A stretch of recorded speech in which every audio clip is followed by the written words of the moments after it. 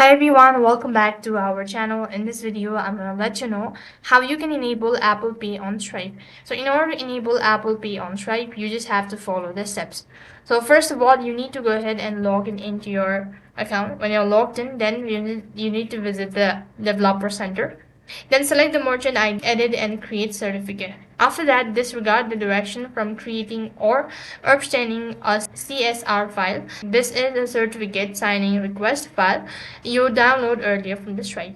Now follow the instructions to upload your CRS file. Now click on generate and click certificate and download the certificate. The certificate should be in a .cr format. Likewise, you can return to the Stripe and upload the new certificate file.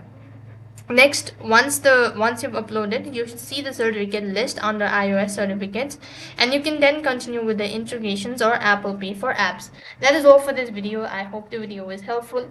Make sure to like, share, and subscribe to our channel. Thank you for watching. See you in the next video.